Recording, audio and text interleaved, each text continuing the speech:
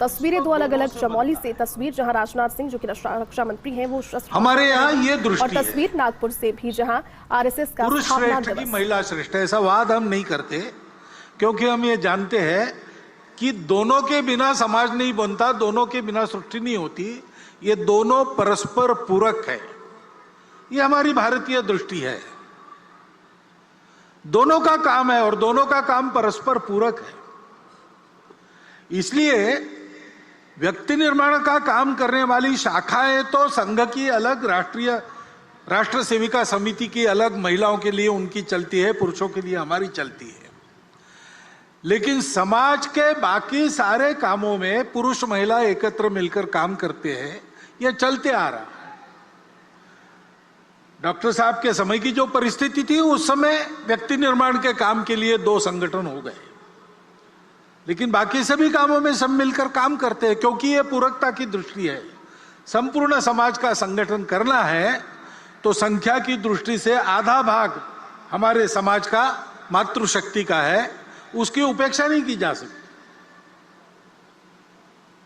उनको भी सशक्त करना पड़ेगा। हमारे यहां उनको माता मानते हैं, वत्सलता उनका गुण है, जगत जननी के रूप में उनकी कल्पना करते हैं। लेकिन ऐसी कल्पना करते करते क्या हमको विस्मृति हो गई पता नहीं, हमने उनकी सक्रियता के दायरे को सीमित कर दिया। और बाद में जो विदेशी आक्रमण हुए, उन आक्रमणों की परिस्थिति में उनकी सुरक्षा के नाम पर इस बंधन को एक वैधता प्रदान हुई। आक्रमण की परिस्थिति चली गई, लेकिन बंधन हमने कायम रखे, उनको कभी मुक्त नहीं किया। उनको जगत जननी मानना ठीक है, लेकिन इसका मतलब उनको पूजा घर में हम बंद करके रखे, बाहर ना आने दे, यह ठीक नहीं है। एक तो उनको जगत जननी मान के पूजा घर में बंद करते, अथवा द्वितीय दर्जे का मानकर घर में बंद करके रख देते। ये दोनों अतिवादिताओं को छोड़कर मातृशक्ति को सशक्त बनाना, प्रबुद्ध बनाना, उनको बराबरी के अधिकार से सार्वजनिक कार्यों में, परिवार के कार्यों में सर्वत्र निर्णय की स्वतंत्रता और निर्णय में बराबरी की साझेदारी देते हुए सक्रिय करना, इसकी आवश्यकता है। 2017 में विविध संगठनों में काम करने वाली और हमारी महिला कार्यकर्ताओं ने सारे भारत का एक बहुत बड़ा मातृशक्ति का सर्वे किया था। सब प्रकार की महिलाएं उसमें उन्होंने सर्वे में ली थी, यानी सन्यासिनियों से लेकर तो बड़े बड़े उद्योग चलाने वाली महिलाओं तक सबको उसमें लिया था। भारतवर्ष में महिलाओं का इतना समग्र सर्वेक्षण ये पहली बार हुआ है। वो सर्वे प्रसिद्ध भी हुआ, उस सर्वे को सरकार के पास भी दिया गया। दिल्ली में ही उसका लोकार्पण निर्मला जी सीतारामन जी के हस्ते हाथ में हुआ था, मैं था वहां पर। उस सर्वे के निष्कर्ष भी यही है, जो सब पुरुष कर सकता है मातृशक्ति कर सकती है। मातृशक्ति जो सब कर सकती है वो सब काम पुरुष नहीं कर सकती, इतनी उनकी शक्ति है। और इसलिए उनको इस प्रकार प्रबुद्ध बनाना, सशक्त बनाना, उनका सशक्तिकरण करना, उनको काम करने की स्वतंत्रता देना और कार्यों में बराबरी की सहभागिता देना। दुनिया भर में जो व्यक्तिवादी और स्त्री मुक्तिवादी आंदोलन चलते हैं, उनके 5वें फेज के बाद अब 6वां फेज चल रहा है, उसमें वो भी अपने दृष्टिकोण को अनुभवों से मोड़कर इसी रास्ते पर आ रहे हैं। और इसलिए उस मातृशक्ति के जागरण का महत्वपूर्ण काम अपने परिवार से प्रारंभ करते हुए सार्वजनिक कार्यों में, संगठन संस्थाओं में भी उसको लागू करते हुए हमको समाज के पास ले जाना पड़ेगा, क्योंकि बिना उनके सहभाग से पूर्ण समाज की संगठित शक्ति खड़ी नहीं होगी।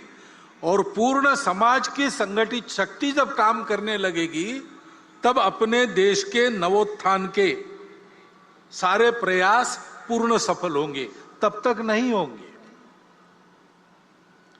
आज हम उस नवोत्थान की आहट देख रहे हैं। हमारी प्रतिष्ठा दुनिया में बढ़ गई है, हमारी विश्वासार्हता बढ़ गई है। जिस प्रकार से हमने श्रीलंका के संकट में उसकी सहायता की, यूक्रेन के भूमि पर अमेरिका और रशिया की जो लड़ाई हो रही है उसमें अपने देश के हित को ध्यान में रखते हुए और जागतिक मानवता के हित को भी कम न करते हुए जिस प्रकार की भूमिका हमने रखी, हमारी बात सुनी जा रही है, हमारा वजन बढ़ रहा है, हमको बड़ा आनंद होता है। राष्ट्रीय सुरक्षा के मामले में हम उत्तरोत्तर सफल होते चले जा रहे हैं और स्वावलंबी होते चले जा रहे हैं। कोरोना की विपदा से बाहर आने के बाद अब हमारी अर्थव्यवस्था धीरे धीरे पूर्व स्थिति पर आ रही है और वो आगे जाएगी, ऐसी भविष्यवाणी दुनिया के सभी अर्थतज्ञ कर रहे हैं। खेल के क्षेत्र में भी नीतियों में जो अच्छा परिवर्तन आया है वो तो है ही, लेकिन हमारे खिलाड़ी ओलंपिक्स में और पैरा ओलंपिक्स में भी अपनी कर्तृत्व को दिखा रहे, विजय प्राप्त करके देश का नाम रोशन कर रहे। अभिमान से हमारा सीना फूल जाता है। अभी अभी दिल्ली में कर्तव्य पथ का उद्घाटन हुआ, लोकार्पण हुआ। उसमें प्रधानमंत्री जी के भाषण में उन्होंने अपने देश के नवोत्थान के इस उदय काल के दृश्य को स्पष्ट किया है। सांस्कृतिक प्रतीक, आर्थिक प्रगति के प्रतीक, हमारे देश के स्वाभिमान के प्रतीक, स्वतंत्रता के लिए जिन्होंने अपना प्राणार्पण किया उनके गौरव के प्रतीक कैसे कैसे खड़े हो रहे, उसके पीछे अपने समाज का कर्तृत्व कैसे दौड़ रहा है, इस सारा वर्णन आपने भी सुना है। इस नवोत्थान की आहट को सुनकर हम भी प्रसन्न होते हैं और हम भी कदम से कदम मिलाकर आगे बढ़ने की इच्छा करते हैं। लेकिन इस दिशा में आगे बढ़ना है तो आत्मनिर्भर ऐसा शब्द उपयोग करते हैं हम। आत्मनिर्भर भारत की आहट हो रही है, लेकिन हमारी आत्मा क्या है उसकी स्पष्ट जानकारी चाहिए, गोलमोल नहीं चलेगा। क्योंकि आत्मनिर्भरता के पथ का प्रकाश वो आत्मा ही देती है। तो हम क्या है, हमारी आत्मा क्या है, इसकी जानकारी स्पष्ट और शासन, प्रशासन, समाज, नेतृत्व, कार्यकर्ता, इन सब में समान प्रकार की होनी चाहिए। ऐसा होने से हमारा पथ स्पष्ट होता है, क्योंकि ये प्रगति का पथ सीधा तो नहीं होता है, कोई भी पथ सीधा नहीं होता है, क्योंकि उसको परिस्थिति से जाना पड़ता है और परिस्थिति जैसी है वैसा ही जाना पड़ता है। यहां से मैं निकलूंगा उत्तर दिशा में जाने के लिए, डॉक्टर हेडगेवार भवन कार्यक्रम के बाद मुझे जाना है, लेकिन मुझे जाना पड़ेगा पहले दक्षिण में, बाद में मैं पश्चिम की ओर मुड़ूंगा और फिर उत्तर की ओर जाऊंगा, क्योंकि रास्ता वैसा है। तो ये लचीलापन तो रखना पड़ता है। मुझे उत्तर में जाना है, बीच में पहाड़ हो, खाई हो, कुछ भी हो, मैं दिशा नहीं बदलूंगा। ऐसा करेंगे तो संकट में पड़ जाएंगे, कदाचित पहुंच नहीं सकेंगे। तो रास्ता निकालने वालों को लचीलापन धारण करना पड़ता है, लेकिन लचीलेपन की मर्यादा भी ध्यान में तब आती है जब अपने स्व की, अपने आत्मा की ये जानकारी, ये कल्पना अपनी स्पष्ट हो और सबकी समान हो। क्योंकि सबकी समान कल्पना ऐसी होने के बाद एक विश्वास रहता है, उस विश्वास के कारण आपसी समझदारी बनती है, लचीलेपन के कारण अविश्वास नहीं आता है। तो परस्पर समझदारी, विश्वास का भी वातावरण बनता है और जिनको कितना लचीला होना है और कितना नहीं होना है, पैर कहां पक्के जमाने हैं और शाखा पल्लव कैसे कैसे हवा में मोड़ने हैं, इसकी समझदारी प्राप्त होती है तो उसके कारण संपूर्ण समाज में एक सहचित्तता का वातावरण बनता है और उस सहचित्तता के कारण प्रगति होती है। प्रत्येक व्यक्ति के और सामूहिक रूप से हमारे समाज के राष्ट्रीय चरित्र का ये महत्व का घटक है सहचित्तता। इसलिए हमारे संगठन मंत्र में उसको स्थान है। समानो मंत्र समिति समानी समानम मनः सहचित्तमेशाम समानम मंत्र अभिमंत्रमेवा।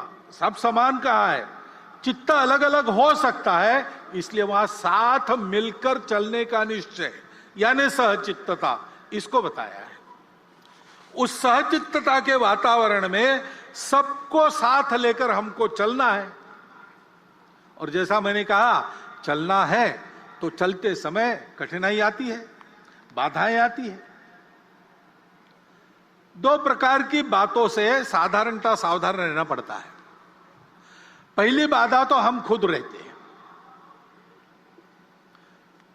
गतानुगतिकता स्वभाव की वो बाधा उत्पन्न करती है। रूढ़ि प्रियता के कारण वो बाधा आती है।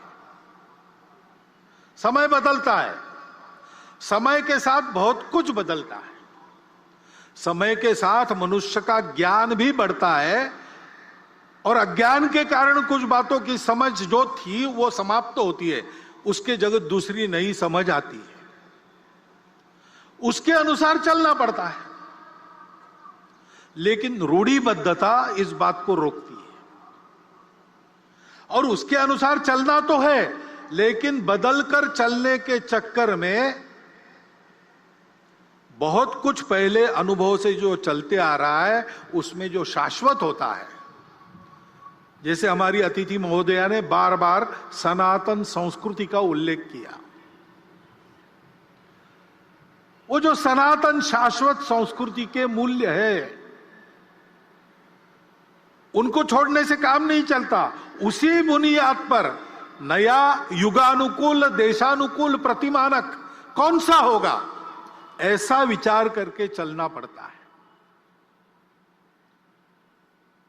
तो नित्य नूतन होना पड़ता है, लेकिन चिर पुरातन भी रहना पड़ता है। सनातन और नित्य नूतन ये साथ चलते हैं। बिना सनातन के नित्य नूतनता भटका देती है, कटी पतंग हो जाती है। और बिना नूतनता के, वो अंग्रेजी कविता प्रसिद्ध है, old order changeth yielding place to new, lest one good question should corrupt the world. परिवर्तन ये दुनिया का नियम है, उसके साथ चलना पड़ता है, लेकिन उसके साथ चलते चलते भटक न जाए, इसलिए सनातन पर पैर पक्के रखने पड़ते हैं। ये करने से मन की गतानुगतिकता हमको रोकती है। हमको उससे बाहर आकर अपने उस सनातन संस्कृति के मूल्यों का युगानुकूल देशानुकूल अभिव्यक्ति करने वाला रूप क्या है, संपूर्ण दुनिया से जो आता है उसमें भी लेने लायक क्या है, उसको देशानुकूल कैसे बनाते, ऐसा विचार करना पड़ेगा। दूसरे प्रकार की जो बाधा है, सनातन मूल्यों का क्षरण न हो ये देखकर चलते समय, और भी एक बाधा है, वो बाहर से आती है, जो भारतवर्ष की प्रगति को होने नहीं देना चाहते। उसलिए भारतवर्ष के समाज में किसी प्रकार का सद्भाव सामंजस्य जो नहीं चाहते, जिनके स्वार्थों को मार मिलेगी ऐसा उनको डर लगता है, ऐसा होने से वो सारी शक्तियां बाधा उत्पन्न करती है। अब उनके साधन भी होते हैं, अपना स्वार्थ साधने के लिए असत्य विमर्श पैदा करते हैं, गलत विमर्श पैदा करते हैं, हमको भटकाने के लिए, हमारे मन में द्वेष उत्पन्न करने का प्रयास करते हैं, हमारे बीच दूरियां बढ़ाने का प्रयास करते हैं। ऐसे सतत उनके प्रयास चलते हैं जिससे इस देश में एक आतंक का वातावरण हो, कलह बढ़े, देश में एक प्रकार से अराजकता हो जाए, नियम कानून के प्रति सम्मान न रहे, किसी को और कोई बंधन न रहे, डर न रहे, अनुशासन न रहे। इस प्रकार की कार्रवाइयां उनकी चलती रही है, वर्णन करने का जरूरत नहीं, हम सबको पता है, हम सब उसको अनुभव कर रहे हैं। और हम उनको पैठ दे इसलिए वो हमसे नजदीकी जताते हैं। जाति के नाम पर, पंथ संप्रदाय के नाम पर, अपने निहित स्वार्थों के नाम पर भी हमारे हमदर्द बनकर आते हैं। उनके इस चंगुल में फंसना नहीं। राष्ट्र ही तो रक्षा मंत्री राजनाथ सिंह ने भी आज विजयादशमी पर सैनिकों के साथ में, सेना के जवानों के साथ में शस्त्र पूजन किया। फिलहाल आप सुनिए क्या कुछ वो कह रहे हैं इस मौके पर। दोनों की पूजा होती है। लोग ये कह सकते हैं कि भाई शस्त्र या तो निर्जीव होते हैं, इनकी पूजा करने का क्या मतलब है। लेकिन हमारे भारत की संस्कृति, हमारे भारत के जो जीवन मूल्य हैं, वह हमको यह शिक्षा देते हैं कि चाहे जड़ हो अथवा चेतन हो, जीव हो चाहे निर्जीव हो, यदि हमारे जीवन को वह सुगम बनाता है, वह हमारे समाज की, हमारे राष्ट्र की रक्षा करने में वो हमारी मदद करता है, तो हमें कभी न कभी जीवन में अथवा वर्ष में एक बार उसके प्रति कृतज्ञता ज्ञापित करनी चाहिए, उसके प्रति आभार व्यक्त करना चाहिए। और इसी सोच के आधार पर विजयादशमी के अवसर पर शस्त्रों की पूजा की जाती है। और आप सब अधिकांश लोग गांवों के रहने वाले हैं, जानते हैं जब दीपावली का पर्व होता है, बसंत पंचमी का पर्व होता है, लड़के कलम और दावात की पूजा करते हैं, अपने पुस्तकों की पूजा करते हैं। ऐसे ही किसानों को भी आपने देखा होगा कि एक दिन ऐसा आता है कि किसान भी अपने हल, फावड़े, कुदाल, जितने भी खेती के कामकाज में